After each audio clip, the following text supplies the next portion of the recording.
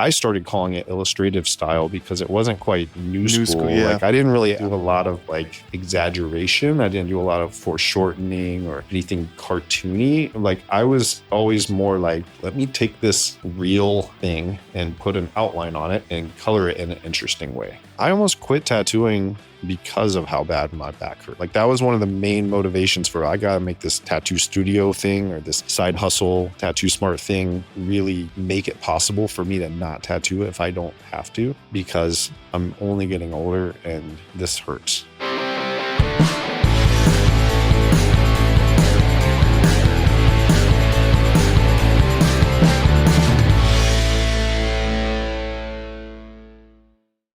What's happening? This is Austin Spencer with Support Your Local Tattooer. We are super excited to be a part of the Metanoia Tattoo Gathering in 2025.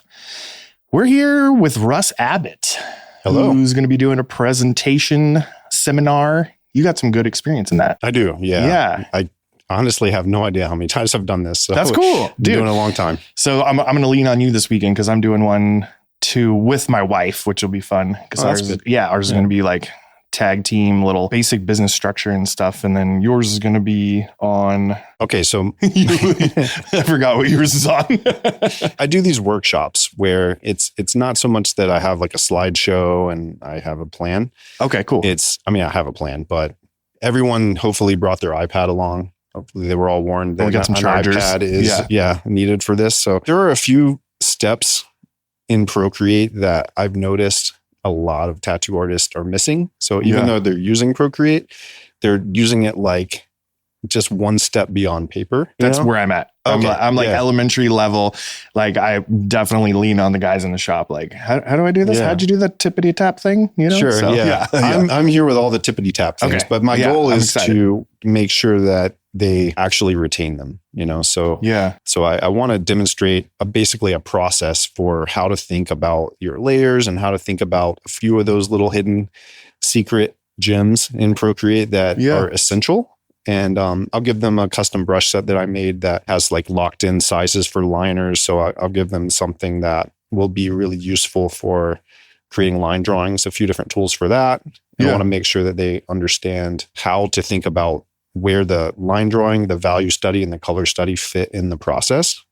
Yeah. Because I like to take it all the way. Like I want to start the tattoo with a completely rendered drawing, but I can't take a long time to do it. So this is all about an efficient process to be ready to tattoo. That's a process, dude. Like, especially when you get busier, it's hard to find time to get all the way fully rendered. But dude, you can tell when people do it, obviously you get a better return on your tattoo. It's like so much for better. me, I need that, right? Like I still want to leave a little room for, creative discovery in the tattoo. Yeah. But I also learned early on, like when I first started doing digital and I was aiming for that completely rendered design because that was the reason I wanted to switch to digital. Like I felt like in the past I was doing that the best I could with like colored pencils and tracing paper and like lots of, horribly inefficient things. Yeah. And I couldn't always do it, right? So I'd have to start the tattoo with just a line drawing and I would make mistakes, make bad choices about value relationships mostly. Yeah.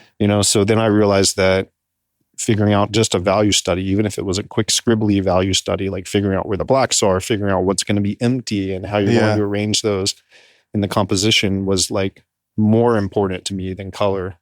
Yeah. And so my process in Procreate is, start with a sketch, then to make a really clean outline of it. So I have my stencil and then I quickly value study using a few tricks. And then I really quickly color study. Like the color study comes from the value study. So like, for example, if there was like a red rose that I had colored in and only gray values, I can apply the red, but keep those values intact. So I don't have to think about dark red, medium red, light red, pink, all the way to white. I just think about it in gray. And then I pop that color in and I can infinitely adjust the colors of different colored components when the client's not happy with the red I chose or something like that. For the listeners that aren't like super savvy on the terms, like just say values, for instance, you're talking like what are the values to you and how do you express those through So in art theory, we talk about hue, value, saturation. These are the three components of really color theory. The hue is which color it is, yellow, red, blue, purple. Value is how dark or light is it. So it's usually represented as a scale from black on one side all the way through all the tones of gray to white on the other side.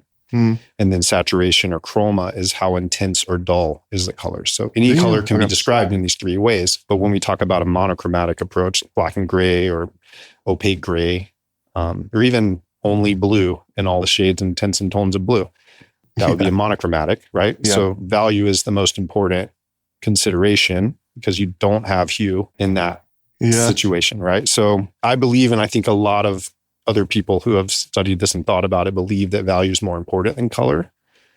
And so if we have a good value study and we know where the darks and lights and grays are, and we've thought about how key moments in the composition are going to benefit from a certain decision about dark and light, from there, we are very likely to have a successful tattoo, even if we make shit choices about color. Yeah. No, I totally agree. Yeah. Right. That's wild, dude. We kind of talked about, I, for some reason, thought, I want to go all back into the history and everything, that you were like an art school graduate. Like you really nerd out about this shit, dude. And I've been watching you do it for so long. It's really fun. It's a total opposite of like kind of just how I've always just like played with things and had fun and never really got super in depth. So when I definitely ask those things, it's because like I sometimes genuinely don't know the difference. Like you get really deep into color theory and all this stuff. It's super fun.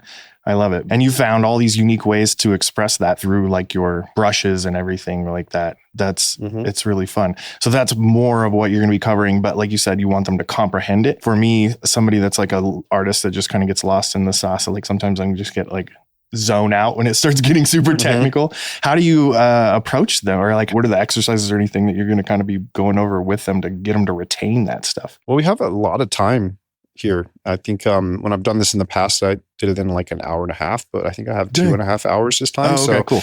I'm thinking of kind of creating a little project that we can all do together. Some simple tattoo design, so that it has the sketch, it has the outline, it has the value study, and it has the coloring process. So sometime between now and 2 days from now, I will have a better answer. Yeah. Well, I'm excited to sit down and just do it myself. I've been thinking because I can demonstrate it. And I try to not demonstrate it with anything that's too overwhelming and fancy. Although I do like to pull those designs up and let people see how far this madness can go when you really know how to think about layer structure and layer blending modes, things like overlay and multiply layer blending mode, which usually when I say that to tattoo artists, they're like, no, I don't. I get so lost. But those are important, right? Those are like a critical component of and they are, in my opinion, like basic digital art knowledge. They're just not things that our peers are using. Yeah. Right? So for me, like stuff we make for Tattoo Smart is aiming, people like accelerating their, abilities digitally.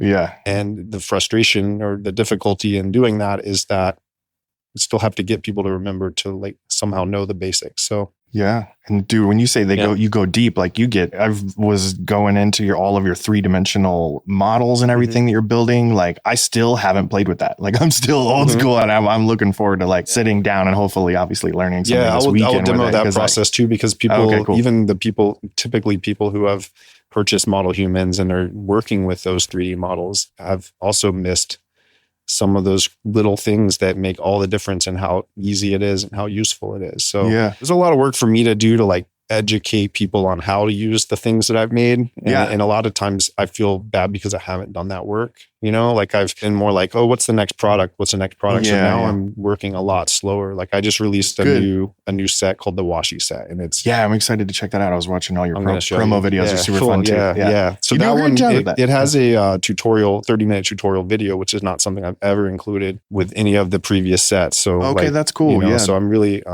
slowing down, and I'm making sure that like just bringing value to everything. Yeah. That's great. That I think that is personally an awesome idea. I was digging through your Instagram last night, and I like going back to the body models, those silly ass videos you made. I don't know how you did it where you open the door and the body models there. I don't know. I'll tell you. So I was like, how did you do that? I'm glad you enjoyed that. I'm such a technology not savvy human. It's view and AR. So you've got any 3D model that you pull into Procreate. Okay. You can click a button that says view and AR. What? And I didn't know that. Yeah. And so after a few seconds of thinking, it will project that little tiny, it actually comes out really small. Yeah. It's like a full person, but it's like an inch tall on your screen. And so you have Whoa. to get really close to it and you have to pinch zoom it bigger and then get closer and pinch zoom it bigger. And eventually I got him to be like 6 feet tall. Yeah. And I'd put him on my front porch. Okay. Yeah. Right. And it's all, and so you're filming through your camera. I hit screen record on my iPad. Okay. Okay. All right. Okay. So like I'm screen recording the view of my iPad's camera while it's seeing him in real life. Yeah. And that's how I did it. Whoa. Okay. And then I had to film a shot where I like open the door and I pretend to talk to him, but he's not really there. Oh, okay. Okay. Yeah. Okay, cool. Yeah. I don't know. It was just creative and like fun little thing. And thank you. One thing that I find real fascinating about you is that you seem to, you kind of drive me crazy sometimes because you execute everything so well, it looks like, from an outsider. So, you know, like your shop is beautiful. And when it comes to like your education, you take a lot of time and energy and put in that, and it shows. And you've been doing it for a very long time, dude. It's like, it's fun to see and watch from an outsider. Thank you. I do it mostly for me. Yeah, I just call it nerding out, right? You're like just having fun, like getting into whatever you do and applying it to like tattooing. And you seem to always be like at the forefront of like technology applying to tattooing, right? I'm assuming that's your thing, right? Yeah. So if we could go all the way back and get to know Russ a little better, like, sure. How did you get into tattooing, or do you have any fun, like interesting references in time where you were exposed to tattooing and it lit something up inside of you? Or sure. Yeah, I have two. One, I had a next door neighbor with a Donald Duck tattoo on his upper arm. Okay. You know, he used to like mow his grass with his shirt off. And, yeah. You know, I remember that tattoo specifically because I would have been like 7 or 8 years old. Well, okay. But I also have my grandfather, Mac Abbott, had a eagle and flag that he got like right before he shipped off to be at Pearl Harbor when it was attacked by the Japanese. Yeah. So like his tattoo and his story are a big part of like my connection to it. That's cool. You were obviously a little guy there. Like, was around like high school or something where you started like really kind of, did you ever venture out and like sneak into tattoo shops and shit? Underage? Yeah, we would go, you know, I grew up in the suburbs of Atlanta, you know, so, you know, kind of like shielded from whatever culture really kind of was happening. Oh, okay. You know, so, but I was in the skateboarding, you know, and I was attracted to that type of music and things like that. So like when I was like 16 or 17, we thought we can go to Little 5 Points and try to get an eyebrow piercing.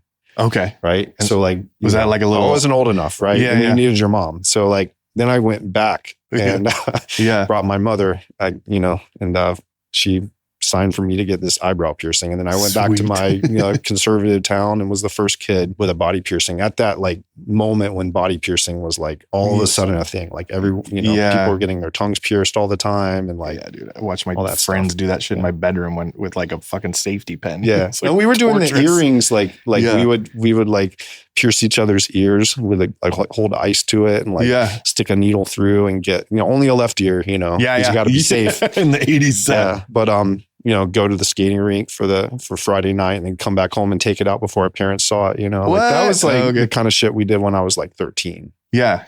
I remember watching piercing was first, right? And then, you know, tattooing. I had a friend, met this guy who moved up to my town from like South Florida, and he had a bunch of tattoos and he had a tattoo machine. He got like a kit. Oh shit. Yeah. And he was a tattoo artist. He did my first 2 tattoos. Okay. And I remember looking through the catalog. I was like 18, but didn't have any money. Yeah. So or maybe just about to be 18, but I didn't have any sense either. Like, how do you pick a tattoo artist when you're Were you still living at home or at the time? Yeah. Okay. So you were hiding that shit from your mom and dad? I didn't have to hide it. No? I don't think. Okay. I don't remember hiding it. I don't think they really like that kind of parent. Yeah. You know? Yeah. So he did my first couple of tattoos, and I remember seeing I think it was Superior brand. Okay. But he also had a Spalding and Rogers catalog, the one with the flash in it. Yeah. And I remember looking through all those little thumbnails of tiny flash that they sold. Yeah. And I was just like blown away by the artwork. You know, I loved the tribal stuff. I loved like Japanese looking at stuff like dragons and these types of things. And so that's when I realized, and I think I asked, and he said that you could just send off and they would mail you one of these catalogs for free. You know? So I guess I like write the letter, send it I think off I did. Yeah. There was no internet, right? So this would have been like 1997 ish. Yeah. And so I got the catalog. And then when I started going to college right after that at Georgia State, I was staying in the dorms, and I would just look at that catalog and draw, you know? Yeah. And it wasn't even like at first an idea of look at the other catalog that has all the starter kits in it. That just came with the book with all the pictures, you know? So I remember kind of just like finally just getting the idea, because at first I would have thought, man, I can't do this like my buddy does this already. But I had like left there, you know, I'd like started a new life. I wasn't seeing him anymore. And I was like, I guess I could do this, you know? So I had a credit card and I just bought a tattoo kit, you know, and I got Huck Spalding's Tattooing A to Z, and I read it cover to cover. And no shit. Yeah, man. Were you illustrating ever since you were a kid? I mean, I was always doodling, or like, where was your creative outlets? Like, I was always into drawing. You know, my high school voted me like most artistic or something like that. You know? All right. And people knew me as the like art nerd, but I wasn't really all that great at it. You know, I feel like I learned most of what I know about art through, you know, wanting to be a better tattooer. Yeah. That's fascinating. I always find it fascinating. Like I interviewed a dude the other day that had never even illustrated until he saw a tattoo and was like, well, shit, I can't play the guitar very well. So I really, what if I could just look like that too? And so he got into tattooing, but that's fun, man. I've been drawing ever since I was a little kid, but which doesn't make me any better than anybody, but that's for damn sure. But so you didn't have like a lot of creative like influence in your home? Are you like the one artist that kind of came out of I didn't really have, I mean, I guess my mom's sort of into crafting, you know, like she would do stuff like make fake stained glass with like gels and stuff when I was a kid and stuff like she makes, like she likes to make greeting cards and like stuff like that. And then, my grandfather was a draftsman. I have incredible illustrations that he did. They're more like architectural. Yeah. So I guess there's a little bit of that in my genes, but it was more like me just kind of like, I was into several things. Like I would define myself as like an artist-ish, you know? I don't think I was that good back then, but like, it was important to me. A musician, like I've played guitar since I was a kid. Yeah. And banjo too, right? Or something? I picked up so many different stringed instruments over the years. Banjo was a phase for a while, but these days it's mostly just ambient guitar, you know, like I love to do like strumming, you know, playing like songs and singing. This is all stuff I do by myself usually. Like sometimes I'll put it on Instagram a little bit. That's cool. I like it because I don't know, I just always like, it's always fascinating to me that when artists have like all of these outlets that they can grasp. I cannot play the guitar. I cannot do anything other than just maybe draw and do some graffiti type shit. But that's cool. That's fun. So, okay. So you got into tattooing and you started tattooing in your college dorm? Yeah. Like your buddies and shit? Like you're just fucking around? Yeah. My roommates, you know, guy from across the hall. I probably did like 10 or so. And it was just another set of circumstances occurred and I ended up stopping college for probably what would have been one semester. It's a long story. Yeah. It's not that interesting. But I moved back to live in my parents' basement at this point. I skipped my old bedroom and went to the basement. Okay. And I remember I slept on a couch that my friend's parents had decided to discard. So it was like a 1970s like velour, like striped orange and future green stripes. All right. Couch. That was my bed. It was also my tattoo table. Apparently. Yeah. Another funny thing is like I didn't want to be dirty, but like the book itself was written like 15 or 20 years earlier than that. Yeah. And that was the guidance that I had, right? Okay. Like I was aware that there was a thing called an autoclave, but they also sold you a bottle of sterilizing liquid with the kit. So it was like, the implication is that you can use this safely. And so I would, my needles were new, the tubes were stainless steel, and I would do my best to scrub them out. And I remember thinking like, how do I change colors? Oh, right? Because the book didn't cover it. Oh, no.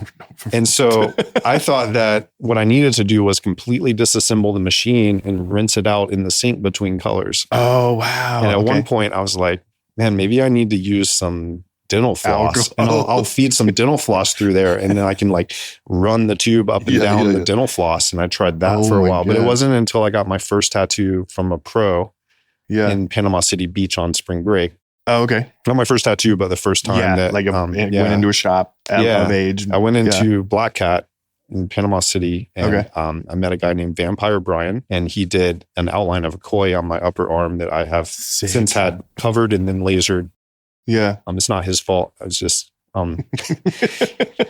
it was just the wrong tattoo. But I remember him being like strangely helpful. You know, he didn't like adopt the persona of like, fuck you, kid. I'm not telling you anything. And one of the things he told me, or I quickly noticed, was that there was a rinse cup that you could like run your machine in the rinse cup and then you were good.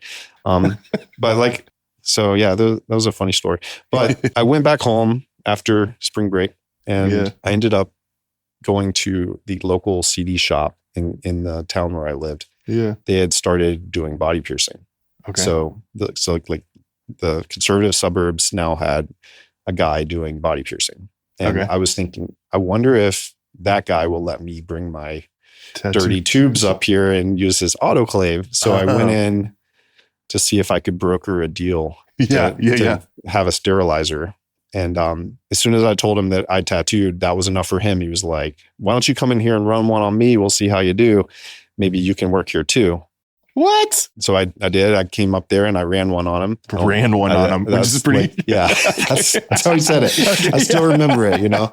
Yeah. So I ran one on him, and I'm imagining him wearing a top hat for some reason. He was weird like neck tattoo. He was cool, man. He was probably like 10 or 15 years older than me. And he had like kind of a blonde hair mullet. Yeah. And he was a white guy, like blonde mullet, kind of like Southern accent. And he wore like a Native American, like choker thing, you know? Dude's like 3 layers tall. Just piercing out of the back of a CD shop like a badass. I like it. Yeah. So I built I went to like Home Depot and I bought some countertop and some 2x4s and like made a little station in the closet in the back of the CD store and started tattooing. So I used that same little catalog of get the fuck out, like tattooing him or customers too? No customers. I made a sign. I made a sign and I said now available tattoos. And we hung it outside and like people just started filing in. No shit. And you were like 19, 20 or something like that? Or I was like, it was early 98. Okay. It was a few weeks, right? And I actually ended up calling Vampire Brian and I said like, hey man, how does like the tattoo business work? Because I got a job tattooing and I need to know how the business works because they were asking me and I don't know. So no shit. So he was like, well, it's, 50% if they buy all your supplies and it's 60% if you buy all your supplies. So I went to them. I said, I'm going to buy all my supplies. You'll give me 60% of whatever I make. And they were like, cool. So dude, who were the owners? Were they just like, just super eventually, characters? If I let the story go long enough, they eventually wisen up. But at first they were making some really, really shady decisions. Honestly, like I didn't really know any better, but everybody was should have going for it. Yeah, which is pretty fun, especially when you look back at it. I mean, it's legally, and this is the same town I still live in now, who still won't allow me to open a tattoo shop. But at this point in time, I don't believe we ever asked anybody's permission. They already had a business license. And so thug life. We just started doing it. But, and nobody else was doing it. So they're probably just like, fuck it, let's just we haven't even thought to outlaw it yet. Yeah. Dang. So did you become like a legend in the neighborhood with all the youngsters? No, I tattooed a few people. I probably did about 15 or 20 tattoos at that place. Yeah. And at that point in time, I met this guy who was visiting his brother, and he and his brother came in. I actually knew his brother. We worked at the food delivery, early version of Uber Eats. We worked there together. Yeah. We used CB radios and maps and delivered food. Yeah. But I worked with his brother and they came in, and that guy's name is Eric Campion. Eric told me he was from New York City and he was a body piercer. And he had the best tattoos I'd ever seen because he was from New York. Right? So during that week, we hung out, we became buds, and Eric needed a ride back home. And I was like, I have a car. He said, well, let's go. We'll hang out in the town I live in. It's like an hour from New York. I'll take you to the city. Yeah. You'll tattoo my buds. Damn, you went straight to this. Yeah. Okay. All right. So I went to the owners of the CD shop and I said, hey, I got this really cool opportunity to like learn more about tattooing and go to New York City. Is that cool? Yeah. And they were like, sure. Yeah. Fuck. So I left. A week later, I came back and I remember, and all those things happened. Like we hung out, we had an incredible time. It was like some of my best memories in life were from that trip. And came back and the now available tattooing sign had been taken down. And I kind of knew what was up. I started to put the pieces together, and then I went in and the piercer had moved into my station. Okay. And my stuff was in a box. And they were like, yeah, okay, so this is maybe not so awkward. I think you see what's happening. And that was roughly 1 week before I decided I needed an apprenticeship. And I got one. So all of the scratcher stuff like ended. And it switched over to a much more like professional entry into tattooing. But, was that overall a pretty good experience? Was that in New York or no? You said you just went there. I just went to New York to get some culture. Yeah, exactly. And then you came back. So then you got somebody to teach you how to tattoo in your hometown. Exactly. Yeah. But it's still connected to Eric, right? Because I was looking in the local Creative Loafing. It's like the magazine that talks about culture in Atlanta. And there was an ad in the back that said, "In the Flesh Tattoo seeks body piercer." And I knew that Eric wanted to potentially, I don't know why anyone would want to do that, but he wanted to move there because he had family there. Yeah. So that was like my reason to go meet the people at this tattoo shop. They weren't looking for an apprentice, but like I was like, I know a piercer. Yeah. So I went there. When I got there, there was one person, Billy Brown, still tattooing out in Hawaii. Okay. But she was there that day and she wasn't tattooing. She was the only one working. She had just started the job like a month earlier. Yeah. And she was telling me about the owner. His name was Troll. Okay, cool. And everyone had a nickname. Yeah. No, so I never got a cool tat name. Brian Troll. But she told me that, Troll was cool and that he would probably maybe talk to me about an apprenticeship. Okay. And I hung out and talked to her for a while. And she said he really likes Jack Daniels. Okay. I'm not yet old enough to like purchase Jack Daniels legally, but I got a friend and we I didn't know anything about Jack Daniels, but I bought the most expensive bottle available. Okay. It was like a special label. Oh, that's cool. So when I went to meet Troll, I was like armed with the secret magic ticket in, because he had been at a convention when I went in the first time. So he came back and I remember him standing there wearing all purple, He Troll's wore like, badass too. He was I like these characters. He really loved purple. And it would be like a purple vest to hide his two pistols. He had like under each armpit, he had a gun. Okay. Yeah. And like full harness thing. Yeah. And so like that was his vibe. So it'd be like that was his vibe. Imagine like I feel like he sells cocaine too on the side. Maybe. I didn't see that. But no, there was like a beard with like probably braided maybe with like some beads on it. Okay. I'm thinking. I don't know. Yeah, rest in peace. Troll is no longer alive. Oh no, R.I.P. Troll. He died a few years back. And I won't have anything awful to say. Only it was an incredible lucky experience to have someone take me in. But he was cutting up Flash because we had like a system of like the line drawings had to go into the file cabinet, right? Because people actually came in and picked Flash. And so like he had just come back from a convention and he bought a set of Flash and he needed someone to cut the line drawings and number them and file them. Yeah. And then he had other Flash that didn't come with line drawings. So he needed someone to trace them. Yep. Yeah. And so like that became my job. Cool. Right? Yeah. Like I had to trace all this Flash. Yeah. Cataloging and organizing artwork. Yeah. That's great. Dang. And I had to paint things purple because like all over the shop there was like, well, I remember there was one unfinished booth. There were 4 total booths, but the shop had been open for like a year in this location. And the one that I would eventually get to tattoo in was not painted. So I had to paint all these things purple. And that's badass. Yeah. One of the first shops I worked in, everything was blue neon and diamond plate floors. Yeah. So when you're sitting there trying to like talk about color theory, but being thrown into a challenge, it's just blue neon lights on you and then blue neon reflection from the bottom. It was like all the old school tattoo shops were like, did they have chain link fence in there with like shit hanging off? Yeah, it wasn't that cool, but Slayer playing 24 hours a day though. Yeah. Yeah. That was the vibe. So Troll, he guided you to the light. Yeah. He was your tat lord. Yeah, he was like, That's cool. We started with what I just told you. That was like my first thing. And it felt like every job that I got taught to do was like an achievement. Oh, cool. Yeah. So like the next job, and it seemed like he would even hold back on things that I knew were horrible for him to do. But I think he made me work there for 2 weeks before I learned to scrub tubes, for example. Right. Yeah. Once I learned to scrub tubes, I was scrubbing a lot of tubes. Yeah. And then later I learned to make needles. So then I was scrubbing tubes, making needles, tracing things, painting things purple, working third shift at a gas station, you know, and trying to do my weekly drawings because I had like 10 drawings a week that were due. Oh, cool. Not having any reference, right? Like this is crazy, you know, because like now I'm in the reference business big time, but like at this point in time, dude, I was looking through the fucking yellow pages for little like graphics from logos from businesses to give me ideas. Like I didn't have any access to anything to give me inspiration, to give me something to draw. Okay. When I was sitting at the gas station all night. So you didn't have like a great collection of books or anything like that? I guess I didn't think through it deeply. You know, I could have just brought that flash book that I had, but fucking no. I like the sourcing images through the yellow pages right now. Yeah. It's a pretty weak way to learn tattoo design, but was there some characters in there? Was that shop like you said overall is a pretty positive experience? Like, did you get to work with some other unique, just fun? Yeah. I still keep up with Timothy Kidd.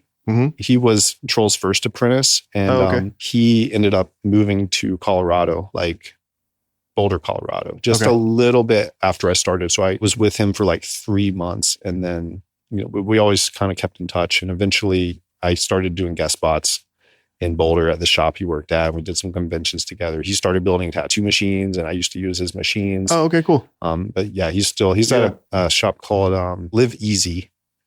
Really, really cool shop in the Denver area now. Okay. And we still keep in touch. Nice. That's cool. Did you ever have to dive into like machine building or anything like that? Was Troll having you like break things down? Or I definitely had to learn the parts of a coil machine. Wanted to learn the parts. You know, I think Machine Gun Magazine was really helpful with that back then. I don't know if you ever saw those, but I don't know. I feel like there was definitely one laying around, you know, and I looked through it. I for some reason never really just gravitated towards the machine. I always thought I thought they were beautiful, and I collected them, but like not to the level of like really nerding out on them, you know.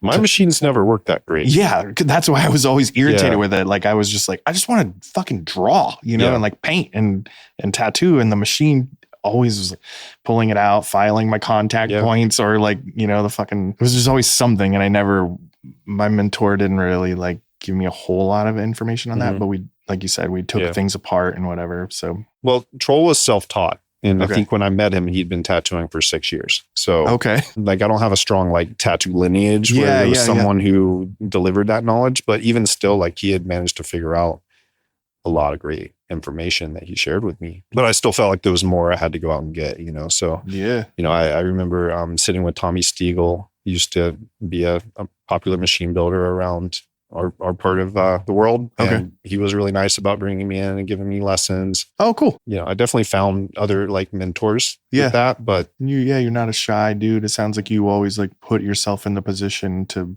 be around good people, and that thirst for knowledge was always a good drive, right? Yeah, for sure. So you were tattooing there for a while, or like, did you tattoo there and like work with Troll for years? I think it was like about a year in, I became the shop manager because Troll was traveling, and I would say he was mostly traveling down to the Bennigans down the street and spending a lot of time at the bar.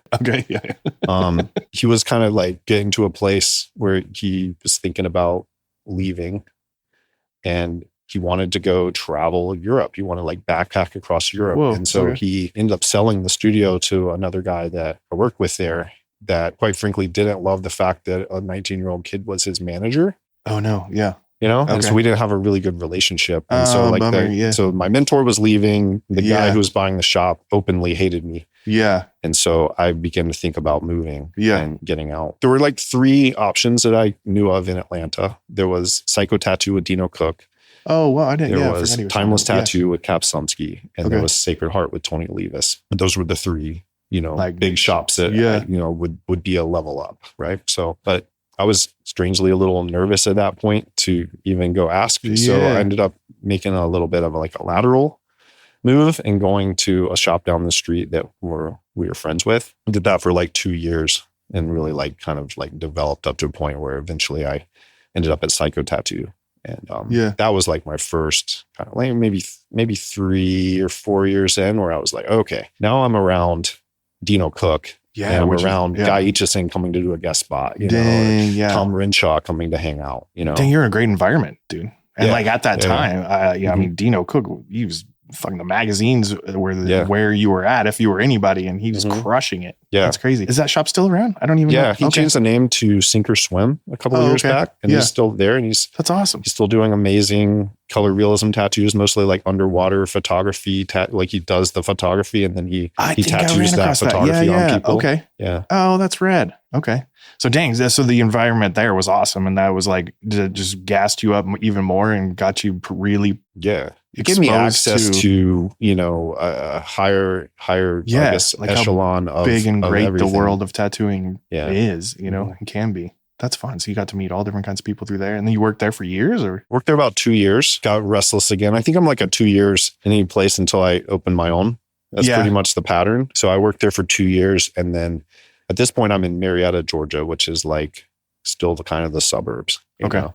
Still thinking like Atlanta's where I need to be. And I got an opportunity to go work at a new shop that was opening up in East Atlanta, and super cool building, awesome location. And we ended up just like shifting over there. Oh, cool. And I was a part of that crew. That was the last place I worked before I decided to open up Ink and Dagger. And, that was just, I think 2007, right? So from 1998-ish, when around the time I did my first tattoos, to 2007, I worked in those shops.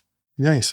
What did you have like a certain style that you were kind of clinging to at the time? I mean, it was starting to be like I did everything, right? Yeah. Like I did lettering, I did tribal, I did so many lower back tribal tattoos. I never got to do a Taz. Like I just missed it. Just fucking missed it. I did Japanese. I tried to do it traditional. I did black and gray. I tried to do realistic portraits. I just wanted to be capable of everything. Yeah. And I felt like at that time that made a lot of sense, because I was sitting at the shop hoping someone would walk in a lot of the time, Yeah. And so it was like, I need these skills. I need to be able to say yes to almost everything. Yeah. That's how we were raised. I mean, our kind of age group, where we were learning how to tattoo, was there was no such thing as niche. You literally were like, dude, you better be ready for it. Mm-hmm. And if it's 10 o'clock and the shop closes at 10 and that tribal lower back walks in, you're going to sit down and do it, dude. Oh yeah. Why not? It's feast or famine. Yeah. Yeah. But the style came along through, I think, early influences: Joe Capobianco, Jimmy Litwack, Gunner. Yeah. Heavy illustrative, like great bold colors. Baxter at some point would have been an influence. Pretty much just watching, like religiously looking at Dark Side Tattoos website when Joe was there. Yeah. Eric Merrill was there, just really getting inspired by that. Also Guy Aitchison, his book, Reinventing the Tattoo, and the earlier books that he made before that. Those earlier books were all in Troll's shop, Big ass binders. They were like, I think there was like 3 different seminar booklets that he had. So I was learning a lot of like tattoo theory through that, and being inspired by those artists that I mentioned. Strong illustrators, like unique illustrators, which I've always been a sucker for, like any tattooer that has their own real good touch. I remember I was sitting at a convention one time, and I was standing over Jimmy while he was working, and he's talking, and he's like, why aren't you here? Why aren't you working? I was like, I don't know. I think I was kind of being shy about doing conventions, and I'd only been tattooing for a little bit, and I don't even know how I knew him. But he was like, well, that's a shame. You should be out there sharing your talent. And I was like, and I don't know, he speaks like him and Joe, like speak so direct too. Yeah. And I was just like, oh shit. And then I just started doing conventions after that. It was fun, but he just was always one of those people that just said one little thing to me, and that was a little pivotal moment, in my tattoo career. Yeah. Cool. Those are good dudes. Like, I wonder if he gets to hear this someday. And maybe he get him on it, or maybe he doesn't, but yeah. I try to be that for other people, Yeah. Like I really do. I enjoy that. I've had the cool experience of having people come back 10 years later. Yeah. And saying, hey, you said this thing to me and it sparked something. Yeah. That's great. That's fulfilling. And I mean, I guess that kind of transitions us into like, when did you start feeling like you wanted to have a voice and teach people, like you've been teaching for a long time and providing a lot of cool components for tattooers to use, and back to like I remember you making a color wheel, and I was like, what the fuck? You made your own color wheel? How does that work? That's so cool. Yeah. I feel like in the overall story, I'm skipping a few years. Because like when I was at Psycho Tattoo, got this really cool clientele of these like 18 to 21 year old like hardcore kids.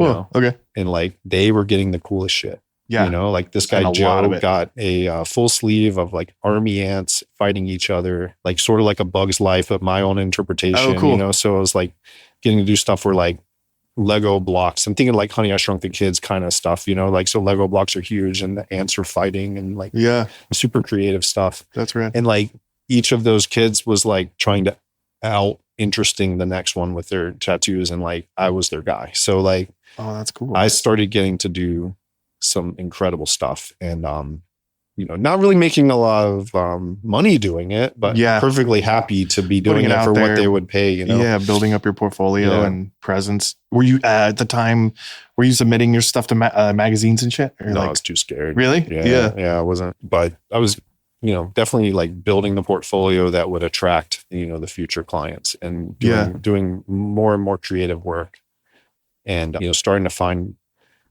my voice, which, you know, eventually I started calling it illustrative style because it wasn't quite new school. Like I didn't really do a lot of like exaggeration. I didn't do a lot of foreshortening or anything cartoony. Like I was always more like, let me take this real thing and put an outline on it and color it in an interesting way. Yeah. I feel like my process has always been kind of like that. I need an image or a picture of what the thing looks like in real life. Yeah. And then I'm going to arrange, and that's why probably I got into digital then, because I can take like pictures of things that, you know, that I either take myself or found on Google or whatever, and start arranging the composition. Yeah. And then once I can start to see what it is, then I'll start drawing and like, changing it. Like Photoshop, like you were doing renderings and like kind of collage aspect type things. Yeah, like, a lot of my processes for that type of work has always been about collage. So I never really like developed a great ability to draw like anatomy, for example. Like I never put the effort in to get good at that shit. Yeah. But I think whatever like thing that we focus on and like decide to do, if we do it enough, we can build a skill in it. But like the skill that I was building was more about an efficiency and a process, like getting to a point where I could start tattooing. Were people asking you about that type of stuff, or like we're seeing, or like, you know, what was kind of the moment where you're like, fuck, why did I start teaching? Like I remember, so they just had Cigar City Tattoo Expo in Ybor City, Tampa, Florida, a few weeks ago. They brought it back, but the very first Cigar City was happening, and I'm in Atlanta, they're in Tampa, and somehow I knew someone that was connected to them. So I just reached out and asked, hey, I want to do a seminar. Can I do a seminar at your very first, you know, that's cool thing? And they said yes. And I was like, fuck, I got to do a seminar now. Yeah, I got to figure out how to like, what I'm going to talk about, and like, how is anyone even going to show up? And I've heard that you can charge like $100 for these. So like, and how am I going to do that? So I pulled that first seminar together, and I just thought I would talk about illustrative tattooing, which meant, you know, how I think about the process, how I think about outlines, what's black there for, you know, what colors do I use? And back then you could just do a seminar where you literally were like, this is the machine I use for outlines. Would you like to feel how it's running? And people would like line up and like, you know, put their thumb underneath the A bar and be like, okay. You know, like you could give a list of all your favorite colors, which would have been like a few from this company, a few from this company, a few from these. And people got value out of that. You know? Like, because I mean, no one would give a shit about that anymore because they just see it all over Instagram. But those things were a little bit like more secret. I forgot that seminars were happening back then. Like I remember before I even started tattooing, going to the Austin, Texas, I think it was not the roundup at the, I don't know, whatever. But anyway, I got into the elevator and Bob Terrell came in like super hammered, and it was like 2 a.m. and we were like, oh, my dad and I were thinking about taking your seminar tomorrow. And he's all, I wouldn't. He's like such a character. I love that dude. So anyway, but so I guess they were going on for a long time. And so I did a seminar, one of Dino's seminars when I was working with him. Shane O'Neill, Black and Gray Realism seminar. And I remember Shane's seminar, like a lot of like, well, here's what one of my stencils looks like. It looks like a topographical map. You know, I take the picture of the person and I put it on top of the purple jelly part of the transfer paper and I draw through it with a ballpoint pen. Okay, cool. That was some interesting knowledge, right? That was worth something at that point. And then you could feel how his machines ran. He talked about how he makes his drop system, and just, you know, that was the seminar. And Dino's was like that. It's just a process, right? Like, how do I do it? And I'm actually planning to teach a seminar like that again very soon, but cool. It'll be less about the equipment and less about, the needles I choose and more about the overall process, right? Yeah. Like how I think about tattoo from, consultation all the way through, being done with it and having, for example, like really nice video and photos that I've captured throughout the process so I can make a case study and hopefully market to the next client. So I guess the best answer that I could give you to your question is, once I started thinking about teaching, I started thinking about what do I know? Yeah. And what's interesting about what I know or how I do things. And then I started designing my existence around documenting those things. Right. So, cause I started to learn, like, when I want to teach something, like, I need examples. Yeah. And so I start collecting the examples while I'm doing my work. And I start, like sort of chronicling my process a little bit, just so I would have it for that future thing that I would want to teach. And like, I guess I felt like I got better at tattooing because I was being so thoughtful about things. So like, in a way, the teaching or the stress of knowing that I would be teaching was helping me develop. That's cool. Yeah. I'm doing my first co-seminar this weekend. So I was telling you how I'm honestly kind of like nervous and like, oh shit. Like, I definitely don't want it to not make sense, and ours is like really simple and just kind of more about the basic business structure and stuff of tattooing, but it's still nerve wracking, you're getting up there but like anything, the more you do it, the better you get and the more interest and time and energy you put into it. Yeah. I'm hoping to get some advice from you this weekend too. But, okay. Yeah. I'm excited to see all your stuff. And so you've been like kind of back to like tattooing and your presence in Atlanta and area, right? So you're like suburbs of Atlanta. That's where, we're in Roswell, about 30 minutes north of Atlanta. Okay. And so you've tattooed full time there ever since you started tattooing. Obviously you've traveled the world and tattooed, but that's cool. That's always been home. Yeah. That's great. So, as far as traveling too, I mean, so have you done seminars like overseas and stuff too? Or? Yeah, the biggest one was the Worldwide Tattoo Conference in Venice, Italy, to about 300 people who were all wearing headphones, and I was being translated into 3 different languages. Whoa. Okay. Yeah. That's wild. That was incredible. That was put on by Alex DePasse and Gabe Ripley back in, I don't know, maybe it's been like a decade now, but yeah.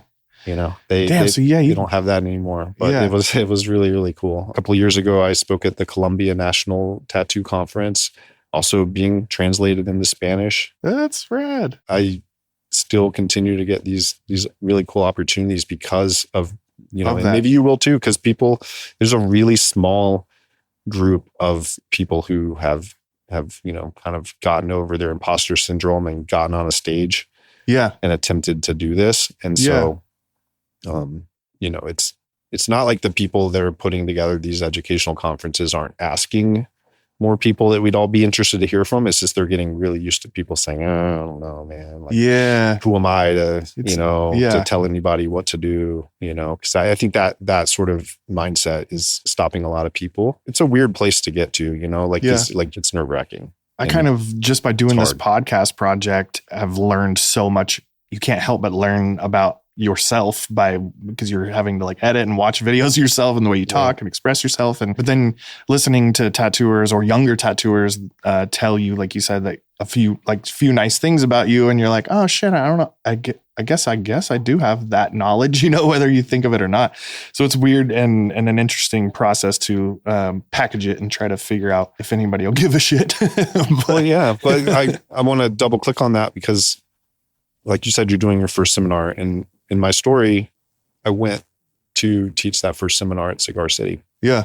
And I think about 10 people bought a ticket, and I was thrilled. That was as good as a great day of tattooing financially, but it was a different thing that I could do. And so I started wanting to be able to like do that at tattoo events, maybe tattoo 2 days and maybe also have a seminar. So I did that a number of times, but the very next day after my first seminar, got 2 different messages. One from Gabe Ripley, who was about to have the very first Paradise Tattoo Gathering. Oh, wow. Okay. With an invitation to speak there. Oh, shit. The second one was from Dirk Morrison, who had been running the Hell City Tattoo Fest for years. I was nervous to even reach out to Derb to see if I could maybe one day work his convention. Yeah. But now he's reaching out to me and cool. giving me a spot to do the seminar. So like, I took your one in Columbus. You were at Match Made in Hell. I was just looking. With Gunner, right? Yeah. That was 10 years ago. I just saw a photo of you there in the audience. I thought that was hilarious. I think you posted it and I screen Mm-hmm. captured it and sent it to Big Me's, and him and I are just sitting right next to each other. Yeah. Because I was there for the Tattoo Fight Club. We had like tried to set up and do this whole like interactive Tattoo Fight Club thing with Derb. It was cool. Yeah. So then I don't think I was tattooing. So I was like, fuck it, I'll take a seminar. I was thrilled to see you in the room. You know, I don't know if I don't know if I knew you at the time, but like when I saw you in the photo, I was like, holy shit, Austin was there. Big Niece was there. Yeah. That was cool. Yeah. That was a real fun time, man. It was like a really Big Me's, and I think he had come out from Ohio and was working at my shop at the time. And then we both decided like we were going to start going to do conventions together shortly after Jimmy called me out, you know, and I was like, all right, fuck it, I'll do them, you know? And then next thing you know, I'm like in Canada working the Calgary show right next to Jimmy and Joe. And I was like, yeah, this is so cool. It's like such a beautiful place. Like tattooing can just be so fun. And like, it's cool that you've incorporated it all in traveling and everything. Like it's really rad. Have you always done a lot of guest spots or anything too? Like I never had a lot. No, I did those guest spots at Boulder that I mentioned, a few here and there, but you know, if I wanted to travel now, that would be my preference, right? Like I'm really, really over tattooing at conventions. I'm over the lighting. I'm over the, you know, not having the comfy table for my client or the comfy chair for me. I've become extremely sensitive about the environment that I tattoo in. Yeah. And I need all my things. Yep. So the older we get too.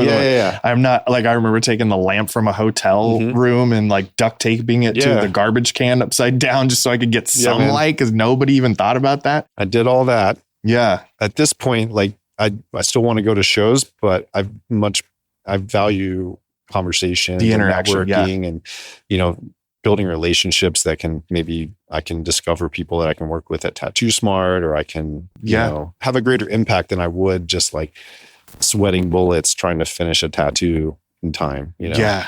Yeah. Especially if you're going there to compete, and plus what the guys are doing at the conventions nowadays is insane. It's like 3 full days. Like how are clients like able to get tattooed for 3 full days? I've seen like an evolution in the tattoo conventions.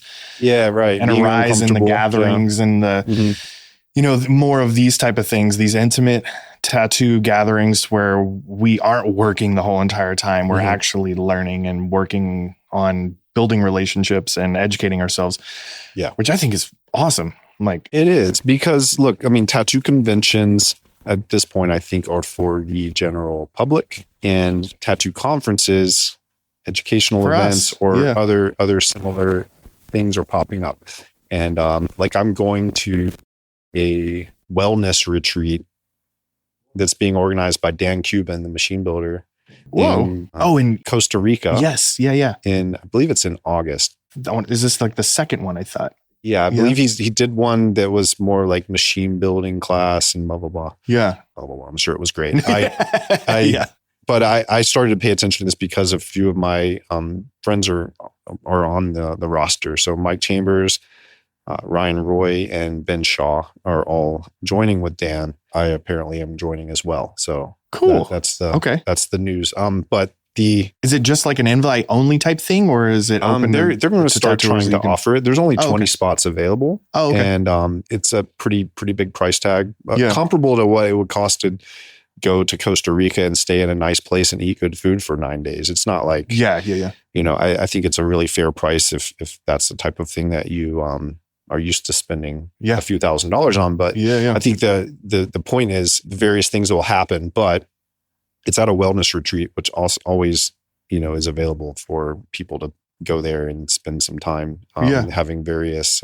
experiences. I think we're going to be doing some yoga together. I think we're going to be eating healthy. We're going to be fasting from alcohol and nicotine and coffee. This is mature tattooing.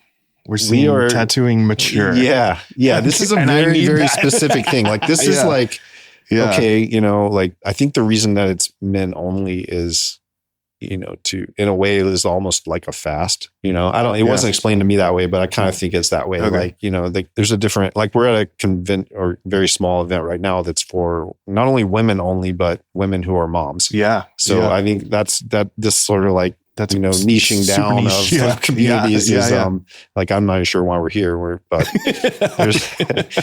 I love a mom. Like I know. She's here with me. Yeah. But the idea with that, I think, is let's have a tighter bond between the people that are there. Let's have deeper conversations. Let's build relationships. Let's really like get past the surface level and, with this group of people and, hope to have an incredible experience.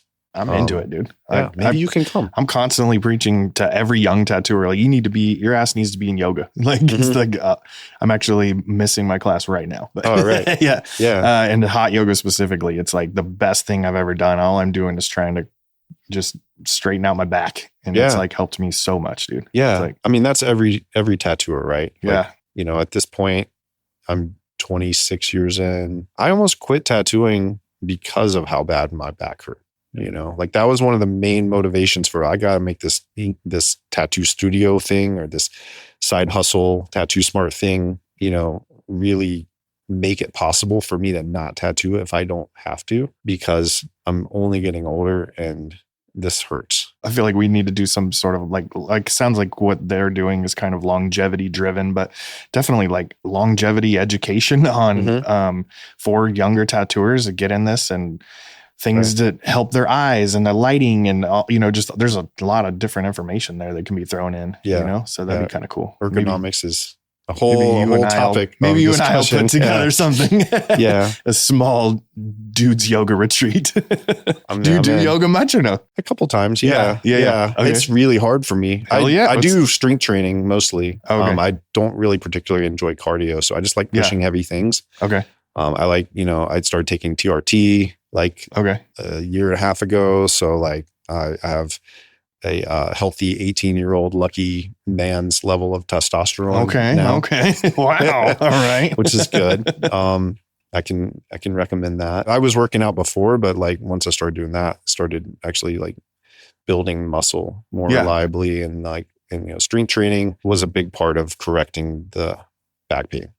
Another thing that helped was I got a table that actually like lifts up to a height where I can stand. Yeah, my whole career I was working on the hunched out, I'm just like literally just bent over. And then ironically, I was in Denver like for Wolf and Goat had this winter art show. And I go over there and Van, his table just lifts all the way up to where it's like 5.5 feet off the ground. He's not the tallest dude too. And I'm like, damn, dude, you're so fucking lucky. Your whole entire career, you're just like working right out like this. What was I thinking? I don't know. You weren't thinking. No, when you were it wasn't young, really it's like, an option that I knew of for that. Adrian Lee's got a new product where, I forget exactly what it is, but I think it's designed to extend your normal massage table to make it higher. Oh, okay. I don't have that. I got it. My physical therapist actually sold me one of her extra physical therapy tables. Yeah. And so there's a rail that goes all the way around it and you just touch it with your foot and it goes up and down. Oh, so it's sweet. A really smooth motor and it can hold like 400 pounds or something like that. And ever since I got that, I've been standing 90% of the time. Oh, that's awesome. And now I have a new kind of pain, which is like my knees hurt. Yeah, I know, man. I don't know. Yeah. I always joked around about getting some sort of like adapting one of those weird sex swings to where you just from the ceiling. Elevate. Yeah. I've had the same idea. I only say sex wings. I don't know of anything else like that. Yeah, that's what everyone would be thinking. But no, it would just be like a system of pulleys and like various things. Yeah. Like I would actually, if you think about like Tom Cruise and like Mission Impossible where he comes down from the ceiling. Yeah. Like why wouldn't I just be in that situation hovering above the client? Yeah. Right. That would be really awesome, actually. Yeah. You just, all the weight and everything is just distributed evenly and dang. Yeah. Or if we could tattoo floating in water somehow. I would love that. Yeah. In space, right? Yeah. Weightless in space would be nice. Dang. There's a lot of new problems to solve once we start tattooing in space. Just catching your ink caps like flying around the room. For someone that's always so forward thinking and the technology application to tattooing, like where are you seeing tattooing going? We've been throwing around the ideas of seeing the people with robots or lasers. Like, I don't know. Do you see anything weird that's coming in and not coming for us, but like, yeah, look, I mean, I think that machines that do the work, you know, autonomously are probably going to continue to be developed. They apparently already exist. There's like out of Austin, Texas, there's a guy that has these machines that he's making that's doing these like small square portraits and they're actually using cartridge type setups too, I think. Yeah. It's really wild. Yeah, I saw some of the press releases and all the panic going around, but I have always wanted to experience what would happen in the future, right? Like I've enjoyed the fact that I was born when I was born. Yeah. And I've gotten to experience so many of the major shifts, you know, from not having the internet. Yeah. From a beeper to what our phones do now. Like I had a beeper. Exactly. You know? Like I'm loving this shit. You know? Of course I want to be able to keep making a living as a tattooer and a tattoo studio owner. And so I don't love, you know, thinking about the doomsday scenario where it's like the Starship Troopers version of tattooing where they, you know, all the cadets like went into the booth and they came out with new tattoos. Like that's happened in a few movies. Yeah. That seems bad for us. But then I also know like there's always a place for, or an appreciation for the people who do things the old way. A human experience. But too, before that, there can be a huge like disruption where a bunch of people who do things the old way that are refusing to adapt end up having no choice but to die, and not die literally, but like to maybe like not be able to make a living doing the thing they're doing. So one example that I can think of is sign painting. Yeah. Right. Like I've enjoyed supporting sign painters and bringing people from other places to come into Ink and Dagger and do this because I think it's fucking awesome that there's this like skill, you know, that people developed to the level that it was. But in a lot of ways, you know, there was this giant workforce of sign painters and they were making show cards and they were making billboards, you know, billboards and real estate for sale signs and all kinds of boring shit that none of them particularly enjoyed doing. And then like the fun, like interesting work was still probably relegated to a small select few, you know.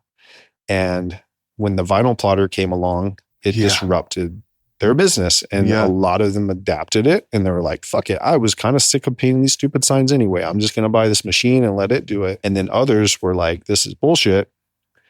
It's going to kill our industry. And they complained about it and they didn't stick with it, adapt. And ultimately they are not in that business anymore. Right. Yeah. So a disruption will absolutely occur.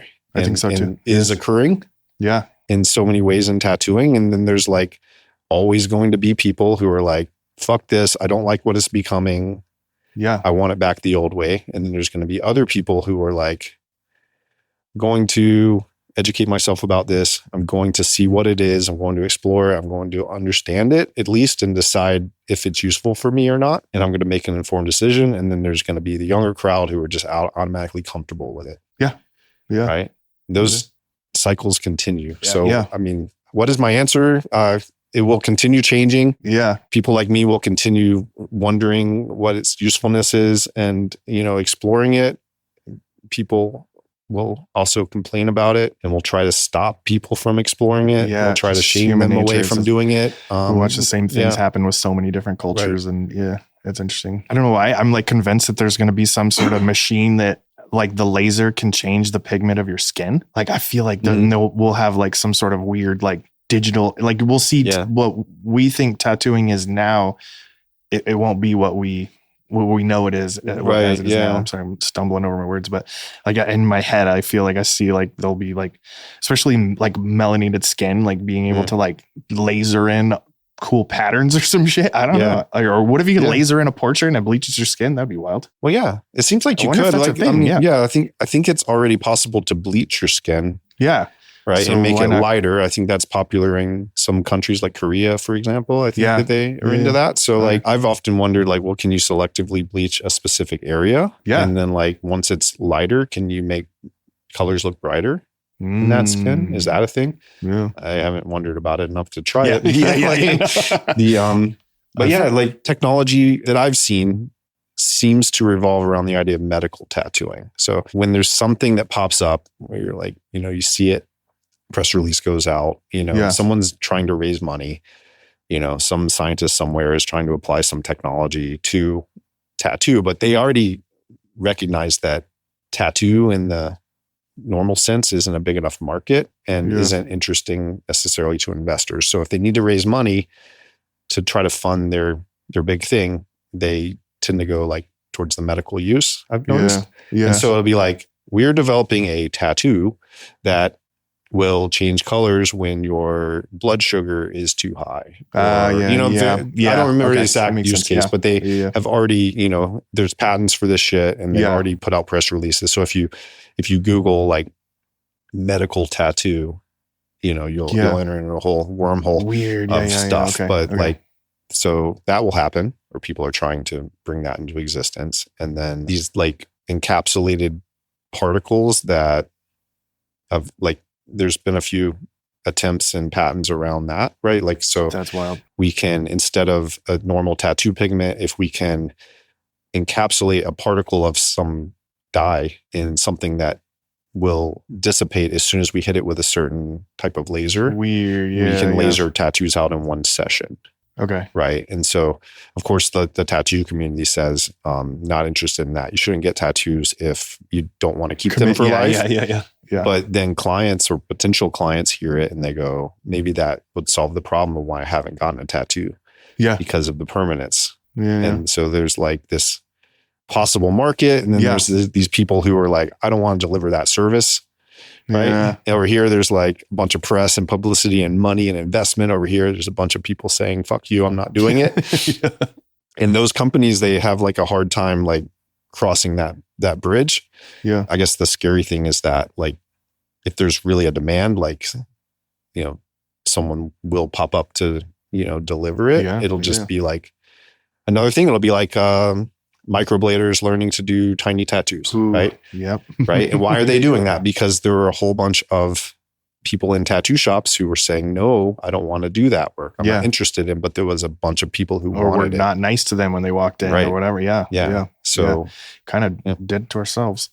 Not us, but, an extent, like it's just simple economics, right? If there's a market that desires a product or service, someone's going to jump on it. Someone or some entity is going to be thinking about how can I, rise to meet that demand. Shit. Well, I think we're good, dude. I don't know. What do you think? I don't want to get too doomsday. But, I think it's cool, man. Like I think tattooing is at an exciting place. I think so too. I think technology is at an exciting place. We haven't said we haven't talked about AI yet. Yeah. I'm happy to. I use AI in my business quite a bit, like I get a lot out of AI tools. I have experimented with generative AI image stuff. I think it's so fascinating. I think it's fascinating and it's really interesting. And I also understand the ethical, problem that artists have with it. Yeah. And so I've kind of like stayed on the side of like, I'm interested and I'm going to explore it because I don't like to, not know what's going on with something, but I haven't like started, like bring it into my tattoo process really, and I haven't started using it to make tattoo smart stuff. Like we still go out and like hire artists. And I think that's like, that's me sort of like saying, okay, this is like, I think where I'm going to stay stuck now, I'm going to stay because I believe in compensating artists. Yeah. And I believe in what artists can produce. And, quite frankly, like if there is anything huge that's disrupting the business of Tattoo Smart, it's AI, it's like, here I am like in this like mindset of like, okay, we should adapt or die. And then I'm like, I don't know about this one. So that's where I kind of sit right now, but I'm, I'm not strongly against, but I'm also not like, running to switch over to a world where I think like, it's just nice to be curious and at least like roundaboutly knowledgeable about what's going on. But damn, that shit is changing so fast. Like it is. I follow a lot of like just AI educators, and those guys like it's like every month, like it's insane. I do too. Yeah, it's fun. I'm in the algorithm in YouTube for AI, so like I see all these updates and I think about how can I apply this or how would I? You have to, especially with what you're doing. Like, it's cool. I don't really have anything that I'm aware of right now of what I can apply it to other than just like helping use like write content and stuff like that and help us like build emails and text kind of stuff. Yeah. But copywriting. yeah, there's an industry right there that's massively disrupted right now. No, totally. Because humans used to get paid to think about words, and companies still will do that. But I think what they'll end up doing is hiring copywriters who can sound more human. Yeah. Because it's really easy to spot AI copy now. Yeah. If you're not good at prompting it, like you can tell. Yeah. I know when a tattoo brand is using it, because I know.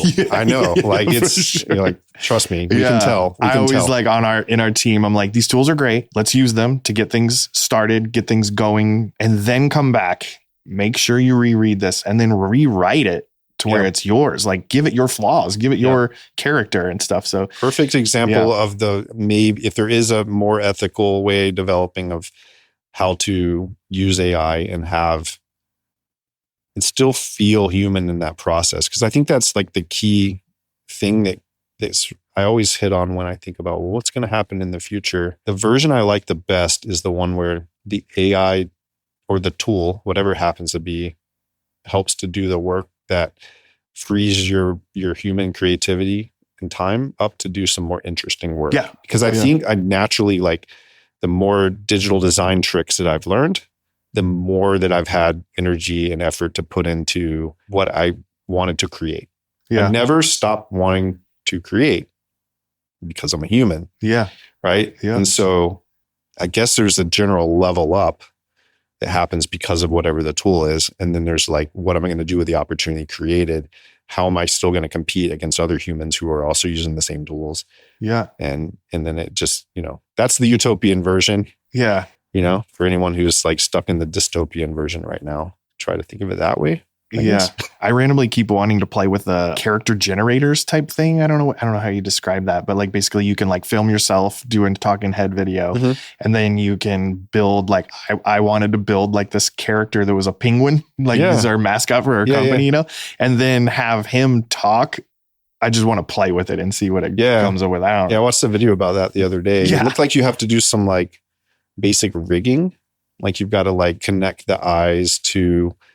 Like if you build your own character, right? Like you have to like go in and tell it, okay, this is a mouth. And then you have to give it all of the different mouths for all of the vowel sounds. Oh, wow. So you program all of those different shapes of mouths in that they give you like a template for, right? So you just draw those mouths with your penguin. Whoa. And then there's the brows and the eyes, and you basically just like fill it in. Yeah. And give it all the parts. And then once you do that, you can act out what you want on camera, and the penguin will follow that. It'll just copy you and use your voice. Weird, dude. Yeah. I think it doesn't look that hard. No, I just think it'll be fun to play with. It would absolutely be fun to play with. Yeah. I want to do that. I'm gonna try. Maybe talk more about that. I'll try to look in my video history and find the video I watched and figure out what the software was. Because a lot of times with AI stuff, you're stringing together 3 different AIs to do it. Like you might be using one to generate a voice. Like you put a script in and then it reads in a voice, and you take the voice and you feed it to this other one, and it hears the voice and makes the AI character's mouth move to say those words. Oh, weird. And then you can change the voice now too to where like I can make a penguin sound like Snoop Dogg and easily.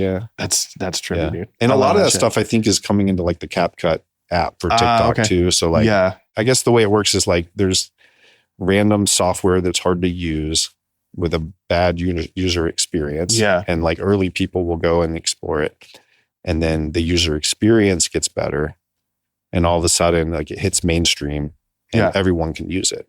And I think we're in like the sort of the middle right now, where user experience is starting to get easy enough, but it's definitely not mainstream. I want to play with it more.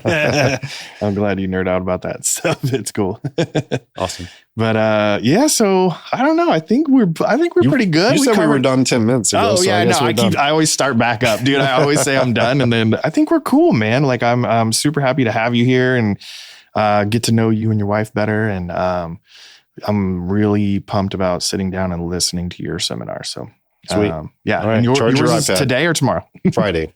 2 days from now. Yeah. Okay. Mine's tomorrow. I'm the worst at schedule. I got to check my schedule like 10 times a day. But yeah, dude, I hope you enjoy Vegas, man. And I would really like to bring you over to the Maverick warehouse and give you a little tour. And We're talking about buildings. Yeah. So then maybe I'll go show you, or I'll at least show you where some of the murals are that we painted this in town, so you can get out there and check some stuff out. But sweet. I appreciate you taking the time to sit down with me, dude. It's always really good to like get to know you a little better.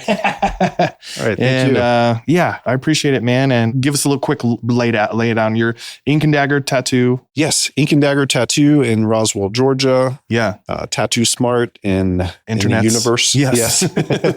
We are available in most of the world, except for where they are blocking the internet from this country. Okay. It might be happening in a few places. Oh, that's interesting. Holy shit. And social media, we follow you on, like mostly most everybody. I feel like already follows you, but if you don't, get on there and check out. Maybe.